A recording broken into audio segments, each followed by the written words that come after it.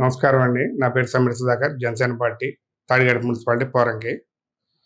మొన్న జగన్మోహన్ రెడ్డి గారు ఒక మీడియా సమావేశం చూశాను, టీవీల్లో అట్లో లైవ్లో. ఆయన ఈ ఆంధ్రప్రదేశ్లో అరాచక పాలన జరుగుతుందని మాట్లాడారు. మాకు నవ్వు వచ్చింది. ఎందుకని, గతంలో జరిగిపోయినవన్నీ, అసలు వంగవీటి మోహన్ రంగా గారి గురించి కూడా ఆయన మాట్లాడారు. ఆయన్ని ఎలా జరిగింది ఏంటి అనేది గతం.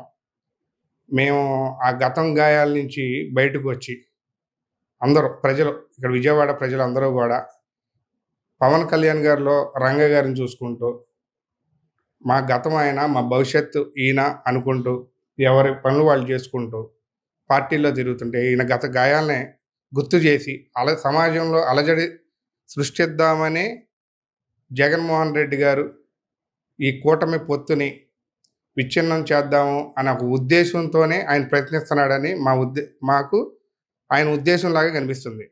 మేము అలాగే అనుకుంటున్నాం. జగన్మోహన్ రెడ్డి గారు, మీరు ఏమన్నా ప్రజలకు సహాయం చేయాలి, లేకపోతే కూటమి ఇచ్చిన హామీలు ఏమన్నా జరగట్లేదు అనుకుంటే మీరు వాటి గురించి ప్రస్తావించండి.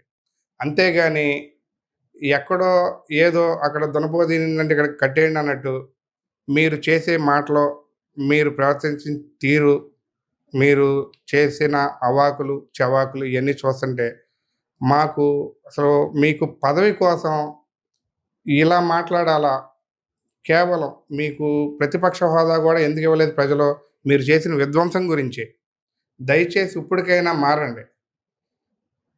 మన ఆంధ్రప్రదేశ్కి కొన్ని సంస్థలు మీరున్నారు అని భయపడి కొన్ని సంస్థలు రావట్లా. దయచేసి మీరు రండి అని ప్రోత్సాహం ఏమన్నా ఇవ్వగలిగితే మాట్లాడండి, కానీ ఇలా జరిగిపోయినాయి మాకు గుర్తు చేసి జనాలను భయభ్రాంతులకు గురి చేయబాకండి. అదే కోరుకుంటున్నాం మేము.